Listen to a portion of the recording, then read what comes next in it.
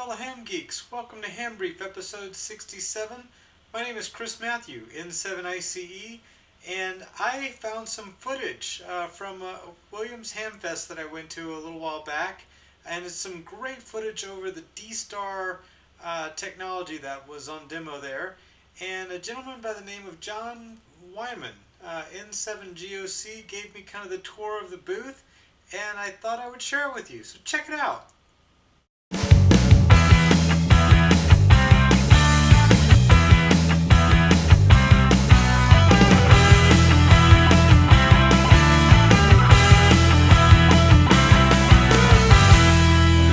Hi, what's your name and call sign? I'm John Wyman, N7GOC.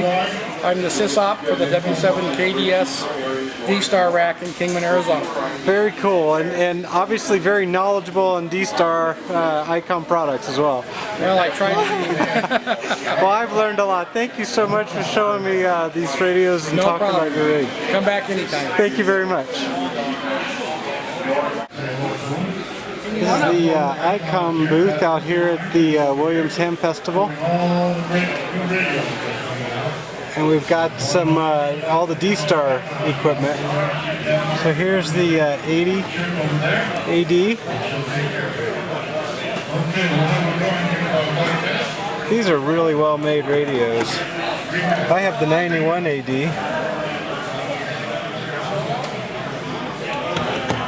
And here's the 92 AD. Except the 92 is slightly bigger than the 80.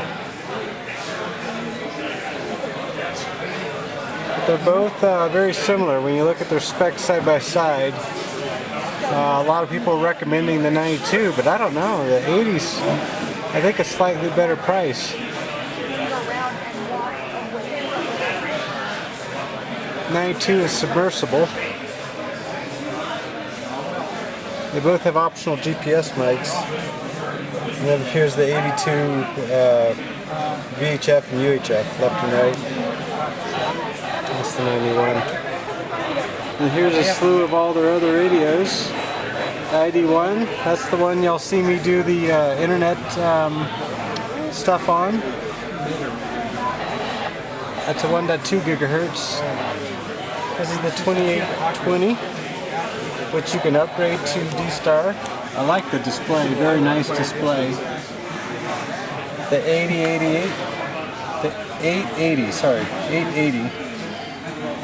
And the 2200, this is just a little VHF mobile, but you can put the D-STAR board in this thing for about another $100, $150, I think. I think it's more like 130, but very cool. And then below here, we've got some actual D-STAR repeaters. Well, I didn't know if you wanted me to So it looks like the bottom is the 2 meter, the C, the B, the A, and then we have, okay, there's the data. So the one on the top is the data, so when you're doing the internet. The data radio is a different radio than the digital voice. It is? Yes. Is it? So I have the ID1. So when I'm on doing data like internet surfing and stuff like that on it, am I going through this digital piece here? Okay. It's the digital voice is a separate unit. Okay. But with the ID1, you can only use one at a time. Yeah. But you are registered at a gateway? Yes. Okay, when people register, they have to go ahead and go back in and fill out the personal information so they can get the IP address. Yeah, right. The IP address, you can't get onto the internet. Yep, I have the IP and I'm all hooked up. I run 73s.org, so we're always doing interesting experiments with. This is. I love D-STAR. This is just the rack. This is the controller at the top. Okay. Each one of the boxes, no matter how many of them you have to have the top one. Okay. The controller controls the ID of the rack and any of the other extraneous stuff that you can program it to put out. There's actually a way that you can use the 1.2 gig data module and access the entire rack to adjust power, fix problems, that kind of thing. Wow. The rack we have in Kingman, W7KDS rack, it fills up a 7-foot rack mount. Oh my gosh. We've got all the 1.2 triplexers and the 450 duplexer and the 2-meter duplexer. It's all ready to go to the hill. Wow. But it fills up the entire rack. I love the finish. It's like a steel, aluminum kind of very pretty. It's elegant. Yeah, it's elegant because when you take the top off the repeater and look inside, Yeah. you'll find what looks like 2 mobile radios. One Oh yeah. for receive, one for transmit. Oh, isn't that interesting? And you'll see a lot of stuff on the web about, oh, you need to replace the cable between the radio and the back or it doesn't work right. So I'm here to tell you that you really don't have to do that. You configure everything right, your cans are set properly, and you got the proper amount of loss in your cable and a good antenna wide. You can just pretty much put them in, they'll work. Well, I love D-STAR. I think it's really, in a lot of ways, the future of ham radio. Yeah, the people at Icom are pushing this because there's several places where the MCOM people are using the DRAT stuff. Yeah. And it seems to work out real well. And so we've been putting that out in different places that they go to let people know. I'm in Phoenix, and there's a couple of D-STAR repeaters in Phoenix.